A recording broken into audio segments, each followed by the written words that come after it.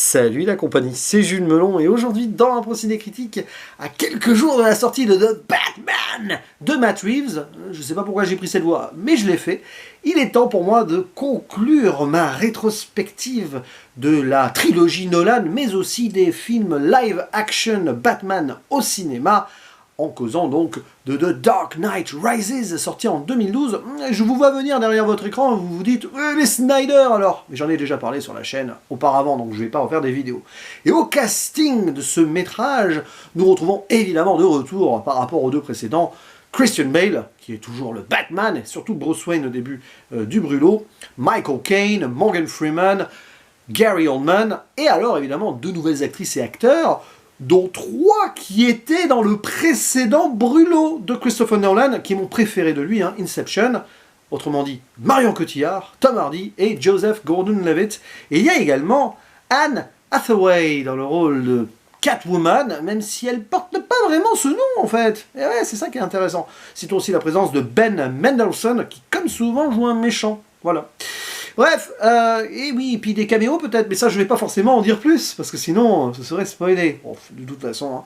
Alors, que se passe-t-il dans The Dark Knight Rises, qui a la lourde tâche de succéder au brillant de Dark Knight, pour beaucoup, et évidemment, après le décès de Heath Ledger, il n'y a plus de Joker. Christopher Nolan a décidé de ne même pas le mentionner. Pourquoi pas? C'est un choix peut-être en forme d'hommage à son acteur disparu.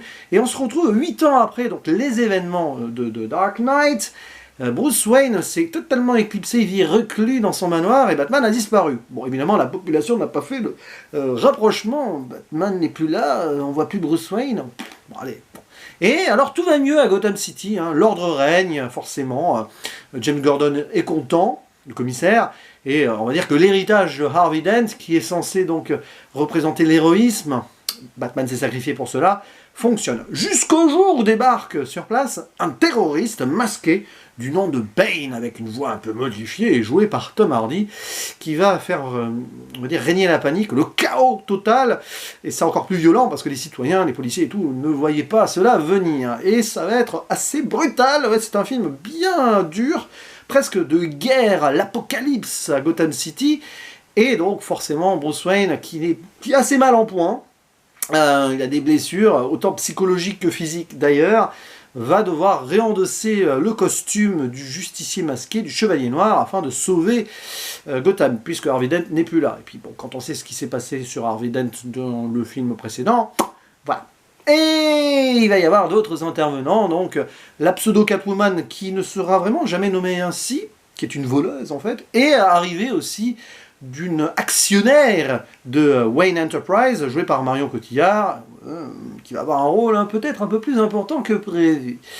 Et alors je sais très bien que le film a été décrié peut-être pour ce final, alors je ferai une mini-zone spoiler à un moment quand même, au cas où, mais moi j'ai apprécié, c'est pas le meilleur des trois, c'est peut-être même le moins bon des trois, mais il conclut la trilogie d'une certaine façon cohérente, malgré tout, même s'il y a des choses à redire, notamment sur quelques lourdeurs scénaristiques au niveau des antagonistes, mais ça fonctionne plutôt bien, et il y a comme un retour au premier. C'est assez amusant parce que ça rend The Dark Knight, qui est au milieu, presque comme un film à part, mené par l'aura du Joker, mais ici on revient, on va dire, aux conséquences du premier métrage, avec le retour de la Ligue des Ombres, sans en dire plus, Bane étant l'héritier, si on veut, de Ra's al Ghul, et c'est vrai que ce qu'il va vouloir faire à Gotham, c'est ce que son maître voulait, se débarrasser du crime, mais c'est bizarre parce que quand même il n'est plus là le crime, mais se débarrasser de tout ce qui n'est pas, qui peut entraver la liberté des citoyens.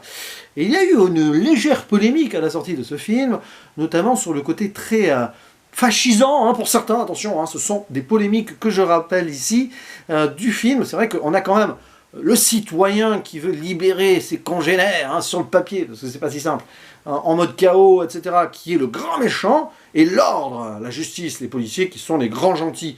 Bon, évidemment, si on a cette lecture en surface, ça peut paraître évident, mais ça va un petit peu plus loin, et puis bon, ça reste un film de super-héros quand même, n'oubliez jamais cela.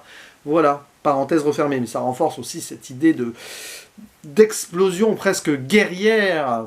Ce qui se passe à Gotham City, c'est quand même très dur. Il y a une vraie profondeur de drame dans ce métrage. Voilà.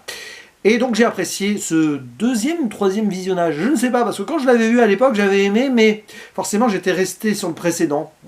Et puis d'autres films de Christopher Nolan, parce que piégé entre guillemets entre Inception et Interstellar, et voilà. Mais c'est quand même un métrage qui renforce ici le Batman, qui avait été un petit peu mis de côté, enfin au second plan, avec l'arrivée du Joker dans le précédent. Et là, on retrouve donc un personnage héroïque totalement affaibli, presque impotent d'une certaine façon, qui va devoir réapprendre un petit peu et enfin affronter ses peurs et ses douleurs ici. C'est clairement la souffrance pour Batman, on le voit, il est mal en point, mais après il va affronter Bane et c'est très très dur, ça va très loin, on se demande même s'il va s'en sortir, on peut avoir ce doute, et je reviendrai sur la fin après, et puis cette très touchante histoire avec Alfred qui ne veut pas voir son maître mourir et qui même préférerait l'abandonner plutôt que de le voir retourner au front. Mais Bruce Wayne, Batman, doit reprendre du service parce que sinon c'est la catastrophe. Gordon tout seul et ses policiers ne peuvent pas faire grand chose, d'autant plus qu'il est pris au piège et Bane a plus d'un tour dans son sac. Il est vraiment sans pitié. Et puis il y a des scènes extraordinaires, donc que ce soit dans Gotham City, aussi mémorable pour moi, c'est ce match de football américain, voilà, communion du public et tout, puis d'un seul coup Bane débarque et c'est le début de la fin. C'est vraiment osé. Et là, ça me renvoie au cinéma de Nolan, mine de rien. Parce que oui, blockbuster, tout ça, c'est critiqué peut-être parfois, mais il a toujours voulu insuffler son originalité à lui, il ose les choses, ce côté auteuriste, toute proportion gardée, c'est pas du Tarkovsky ou du Malick, je cite ces deux-là, mais complètement au hasard, il y a une grosse production derrière, quoi, c'est ça que je veux dire. Et il y a quand même, voilà, ici, il fallait oser se faire tout ce qui a été fait, et le petit souci du film, c'est que il aurait pu oser encore plus jusqu'au bout du bout. Mais ça, je vais y revenir dans quelques instants. Et puis, il y a Marion Cotillard. Aïe, aïe, aïe, il y a eu toute cette histoire, voilà, bon, sur ce qui lui arrive à la fin. Il y a eu plein de mèmes et tout. Même si vous n'avez pas vu le film, vous savez qu'il lui arrive ce qui lui arrive. Là aussi, c'est particulier, parce que sur le moment, presque, tu pourrais y croire, même si ça a l'air mal joué. Je ne sais pas. J'avoue que ça a tellement généré des débats et des discussions que je vois pas ce que je pourrais en dire de plus, c'est une perception personnelle que chacun peut avoir, c'est vrai que ça fait bizarre quand même. Bon. Et petit bémol quand même, c'est que Bane est un méchant puissant, dans tous les sens du terme, et il va être relégué à un moment au second plan. Je vais expliquer pourquoi en spoiler. Il y a donc Selina Kyle, qui donc n'est pas vraiment Catwoman, qu'on impose ici presque pour faire un autre love interest à Batman, qui a perdu sa Rachel dans le précédent Brûlot, et en même temps, tu mets donc Miranda, j'ai oublié son nom de famille, qui m'a rappelé Poison Ivy, dans Batman et Robin, avec les mêmes ambitions, elle se fait rejeter sur certains points, là, avec un délire plus ou moins écolo. C'est marrant parce que, peut-être que dans une première écriture de scénario, là, je sais pas, à mon avis, je fantasme un peu, c'était prévu que ce soit le personnage de Poison Ivy, Marion Cotillard. C'est marrant, ils ont peut-être repris des trucs, des petits clins d'œil, je ne sais pas.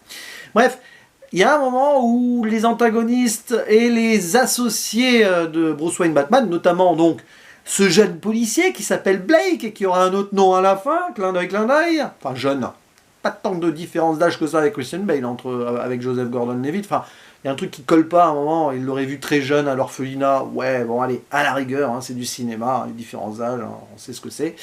Ouais, il y a peut-être un peu trop de lourdeur dans le scénario sur des personnages secondaires, même s'ils ont tous leur écriture intéressante.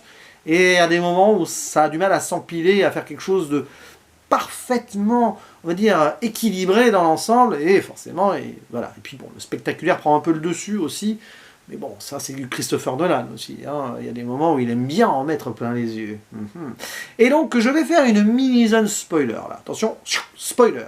Pour la fin, bon, avant la fin, il s'avère donc que Marion Cotillard, son personnage, c'est la fille de Ra's al Ghul, ce n'est pas Bane, alors que c'était censé être lui. Là, ça fait un peu révélation, pas forcée, mais c'est pas que c'est téléphoné non plus, mais c'est presque sorti du chapeau. On peut y croire, mais quand même, par rapport à tout ce qu'elle nous montrait avant, ça paraît bizarre, mais pourquoi pas, c'est là. La façon dont elle meurt, qu'on voit à la fin, là, ouais, je le fais très mal, mais bon, ça peut être une réaction nerveuse alors qu'elle est pratiquement certaine d'avoir gagné en mourant. Parce que voilà, son plan, normalement, a fonctionné. Et donc, elle est là, elle résiste pour aller au bout de dire « Hey, moi j'ai gagné !» Voilà. peut-être que c'est pas si mal joué que cela, finalement. Là, peut-être que je surinterprète aussi. Mais qui surinterprète quoi dans ce genre de choses? Bonne question. Et puis donc, sur le final où Batman meurt, ou pas, évidemment, c'est que, en fait, Nolan aurait dû oser faire mourir Batman. Ou alors laisser vraiment un mystère absolu sur cette fin où il va sauver, tel Superman, hein, qui ramène le truc nucléaire pour que ça explose loin de Gotham City, ce que Superman peut faire en amenant ça dans l'espace, je crois qu'on l'a déjà vu. Hein. Mais après, on sait qu'avec le traceur, il est sûrement encore là, nouveau bas de signal, même si c'est Robin, donc Blake, Joseph Gordon-Levitt, qui est censé prendre la suite. On aurait pu imaginer un 4e volet avec Robin en Batman. Peut-être que dans certains comics, ça existe. Non, Bruce Wayne n'est pas mort. Et puis bon, il y a cette discussion qu'il a plutôt avec Alfred, comme quoi j'aimerais vous voir heureux en civil, loin de tout cela. Hein. Des fois, je rêve à Florence et tout. Et en effet, à la fin, Alfred voit Bruce Wayne avec Selina Kyle. Et là, c'est dommage, parce qu'on n'aurait pas... Alors, cette scène, elle est touchante, en fait. Ça marche. Mais peut-être qu'on aurait dû avoir un non-dit. Et là, ça donne l'impression que, bah oui, il y a une happy end un peu forcée, facile.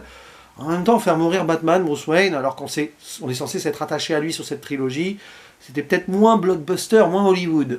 Je ne sais pas. Mais après tout, vu que la trilogie s'arrêtait là, ils auraient pu. Et puis, vu que ça a été rebooté derrière, voilà. Bref, n'hésitez pas à dire en commentaire ce que vous en pensez de cela, parce que là, chacun son avis, je pense. Et je referme la zone spoiler, en disant que c'est le moins bon des trois, oui, mais que je mets quand même un très bon 7 sur 10, parce que c'est du bon film d'action, très chaotique, très dur, très violent, très jusqu'au boutiste dans certaines choses, même si la fin, hein.